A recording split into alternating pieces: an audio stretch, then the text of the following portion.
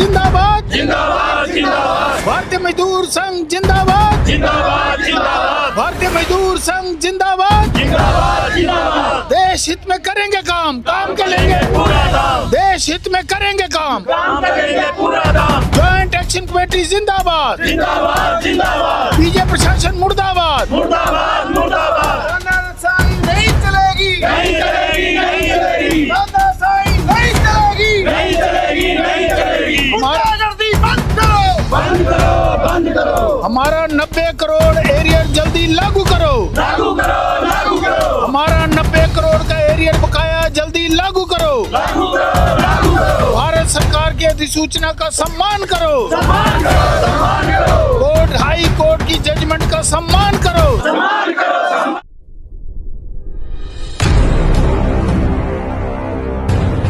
कौन बनाता है हिंदुस्तान? भारत का मजदूर किसान। और भारत का मजदूर जब सड़क पे खड़ा हो जाता है और दर्द से चिल्लाता है तो वो चिल्लाहट, वो दर्द, वो पीड़ा मजदूर की पीड़ा नहीं होती, वो भारत की, हिंदुस्तान की पीड़ा होती है। और मजदूरों को हक और अधिकार क्यों नहीं दे रहे हैं लोग? क्यों नहीं दे रही है सरकारें? क्यों नहीं दे रहा है प्रशासन? ऐसी ही एक कहानी लेकर हम आए हैं जिसका सब कुछ हो गया, जिन्होंने अपनी लड़ाई लीगली, कानूनी तौर पर कोर्ट से जीत ली, लेकिन जब इम्प्लीमेंटेशन की बारी आई, जब लागू करने की बारी आई, तो वही लाल फीताशाही वाला ढुलमुल रवैया, अफसरी रवैया, और उसको देखकर लोग परेशान हैं। और ये आए हैं PGI, JAC of contract workers union Chandigarh से, इतनी दूर से आए हैं दिल्ली में, कुछ उम्मीद लेकर आए हैं। संसद का सत्र शुरू हो गया है, शीतकालीन सत्र, प्रधानमंत्री जी अभी मीडिया से भी मिले और बहुत सारी बातें हो रही, चारों तरफ गहमा गहमी है कि अब कुछ होगा। नए श्रम कानूनों का भी आगाज हो गया है, इम्प्लीमेंटेशन हो गया है।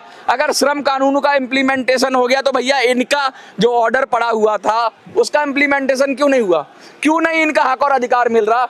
ये जंतर मंतर बाज इन्हीं से पूछते हैं, इन्हीं की जुबानी, इनकी कहानी। क्या नाम है सर आपका? मेरा नाम अश्विनी कुमार मुंजाल है। हाँ। हम पीजीआईएमईआर चंडीगढ़ से आए हैं, जो एक हॉस्पिटल है नेशनल इंटरनेशनल रेप्यूट का। हाँ। सिस्टर कंसर्न है, जैसे एम्स है। हम भी autonomous body under the act of parliament. ये इतने सारे लोग खड़े हुए हैं आपके साथ, कि किस कैटेगरी से कौन लोग हैं? ये क्या अफसर लोग हैं? क्या ये वीआईपी लोग हैं? क्या ये डॉक्टर हैं? ये हैं कौन? आखिर क्यों खड़े हैं सड़क पर? ये सब they belong to downtrodden strata of society. बहुत गरीब परिवारों से, गरीब उससे हैं, और सभी सफाई कर्मचारी हैं। 1200-1300, 1100-1200 इसमें वार्ड बॉय है, सिक्योरिटी गार्ड है, और किचन में बीरर और कुक्स हैं। सभी गरीब कैटेगरी के लोग हैं, गरीब परिवारों के लोग हैं जो यहाँ खड़े हैं। गांधी जी ने कहा था कि सबसे पहले अगर सरकारी मदद या सरकारी सहायता या योजनाओं का लाभ मिलना चाहिए तो अंतिम पायदान पर बैठे हुए व्यक्ति को मिलना चाहिए। ये तो सारे अंतिम पायदान वाले, इनमें से तो कोई अफसर है नहीं, कोई डॉक्टर नहीं है, कोई इंजीनियर नहीं है, कोई बड़ा नहीं है, कोई सफाई कर्मचारी है, कोई किचन का काम कर रहा है, कोई वार्ड बॉय है, कोई चौकीदार है। और हम भी चौकीदार, मोदी जी ने कहा था हम भी चौकीदार। तो ये सब तो मोदी जी वाले हैं या मोदी जी के समर्थन वाले हैं। तो फिर इनके साथ क्यों अत्याचार हो रहा है, क्यों अन्याय हो रहा है? सर, आपने क्या क्या लड़ाई लड़ी और क्या ऐसा रह गया, कहाँ तक आपकी सफलता पहुंची और क्या ऐसा रह गया जिसकी वजह से आपको जंतर मंतर आना पड़ा? पहली बात है कि मैं इससे पहले डिमांड बताऊं। हाँ। हम सभी भारतीय मजदूर संघ से एफिलेटेड और रजिस्टर्ड यूनियंस है, जितनी भी हमारी यूनियंस है, contract worker union, security guard contract worker union, और किचन वगैरह सारे स्टाफ है। तो सर आपकी तो मोदी जी बहुत सुनते हैं। अब मैं मोदी जी के साथ मैंने तो काम भी किया चंडीगढ़ में। नहीं, फिर तो काम हो जाना चाहिए। मैं उन बातों में अभी नहीं जा रहा। 96 से 2000 जो संगठन है आपका, हमारे साथ ही काम किया है चंडीगढ़। चलो, उस पर हमारी जो मांग है वो आज मांग नहीं है। मांग ये 1996 में थी कि ठेकेदारी प्रथा को खत्म किया जाए, क्योंकि ठेकेदारी प्रथा वहाँ होती है जहाँ पर कुछ रोज का काम हो, कुछ चंद महीनों का काम हो। कहीं पर एक बिल्डिंग बननी है तो वो ठेके पे दी जाती है। अब तो फिक्स लेबर का वाला भी आ गया है। हमारे यहाँ पर 1995 से जो लोग लगे हुए थे सफाई कर्मचारी, किसी हॉस्पिटल में सफाई, आप बताइए, एक दिन का काम नहीं हो सकता। हाँ, जब तक हॉस्पिटल रहेगा सफाई होगी। हाँ। वार्ड बॉय जो होगा, सिक्योरिटी होगी, वो ये कॉन्ट्रैक्ट पे नहीं हो सकता। This is a perennial nature of work. ये पक्का काम है। इस पर इसकी लड़ाई हमने शुरू की 1996 में। जब सरकार ने नहीं सुना तो हमने एक बोर्ड में पिटीशन लगाई। वो central advisory contract labour board उसका नाम है, पास ही श्रम मंत्रालय उनके अंडर आता है। उन्होंने 8 साल हमारी सुनवाई की। 2006 से 14 तक। मई 14 में हमारे हक में फैसला दिया, सब कुछ हमने प्रूव कर दिया कि हमारे साथ शोषण हो रहा है, हमें तनख्वाह भी ठीक नहीं मिल रही, बेनिफिट्स नहीं मिल रहे और ये काम पक्का है। ये 3 शर्तें होती हैं।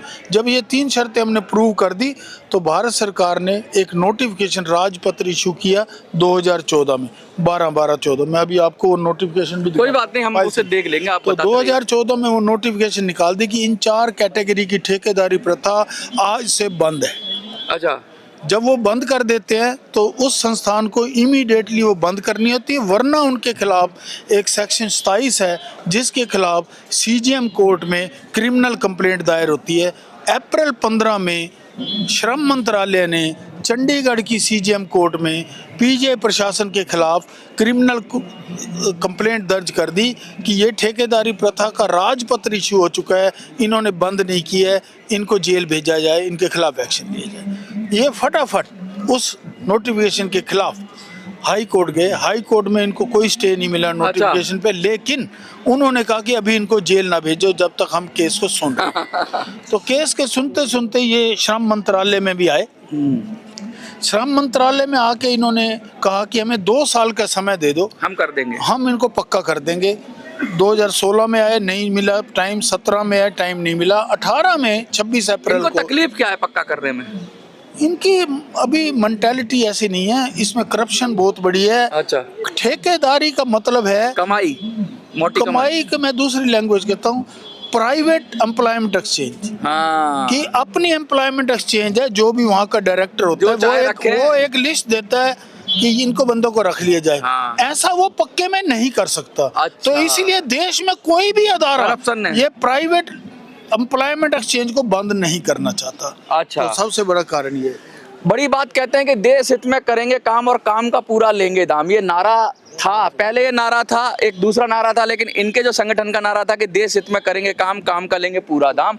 और मैं जो बात कह रहा हूँ कि भैया ये जो प्राइवेट एक्सचेंज चल रहे हैं, एम्प्लॉयमेंट एक्सचेंज चल रहे हैं, या जो कुछ बड़े लोगों की साठगांठ से पक्की नौकरियों को कच्ची बनाकर कमाई हो रही है, और कमाई इन द सेंस सब जानते हैं कि अपना आदमी लगाएंगे तो वो कुछ ना कुछ सेवा पानी करेगा, पक्के हो जाएंगे तो कौन करेगा सेवा पानी। ये सब लफड़ा सेवा पानी का, ये सब झगड़ा सेवा पानी का है।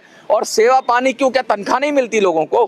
क्या उनको सरकार से उनकी हक और हुकूक नहीं मिलते, जो इन मजदूरों का, इन कमजोर लोगों का हक खाकर, इनका अधिकार खाकर क्या कौन से सिंहासन पर बैठेंगे और कौन सा उनको राजपाट मिल जाएगा?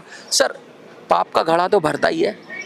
अभी क्रिमिनल कोर्ट केस की आपने कहा, हाँ। हमारे पीजीआई में मैंने रिटर्न सीवीसी और सीबीआई को कंप्लेंट दिए विद प्रूफ कि जो हमारे वहाँ पर 8-8 साल से रिलीवर के तौर पे काम कर रहे थे, उनसे 3-3 लाख रुपए लेके कम से कम 100-150 लोग रखे गए हैं अभी फिलहाल में, पिछले 1 साल में। उसकी भी हमने शिकायत दी है, उसके ऊपर भी काम चल रहा है, आगे की हम उसके कार्रवाई करेंगे। यही एक कारण है कि वो सिर्फ प्राइवेट एक्सचेंज है जिसमें वो पैसे लेके काम करते हैं, इसलिए ठेकेदारी प्रथा आसानी से ख़त्म नहीं हो रही।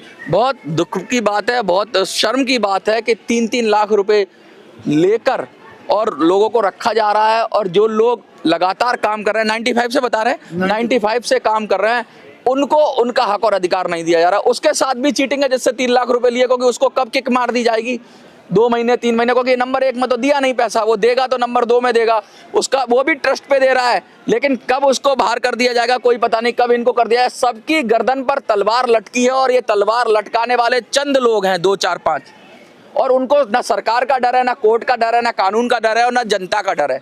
लेकिन हम तो मीडिया हैं, हम तो यही कहेंगे कि एक दिन पाप का घड़ा सबका भरता है, और जब वो फूटता है तो चौराहे पे फूटता है। कहीं ऐसा ना हो कि इनके कर्मकांड चौराहे पर आ जाएं और जनता फिर इनसे इनका हिसाब कर दे। उससे पहले सरकार में और जनता में लोगों का विश्वास बना रहे, इसलिए इस ऑर्डर को, जो ऑर्डर है कानूनी ऑर्डर को, इम्प्लीमेंट किया जाना चाहिए। मैं तो इतना ही कहूँगा। आपको क्या लगता है कमेंट में लिखिए। देखते रहिए मिनी संसद। धन्यवाद। अब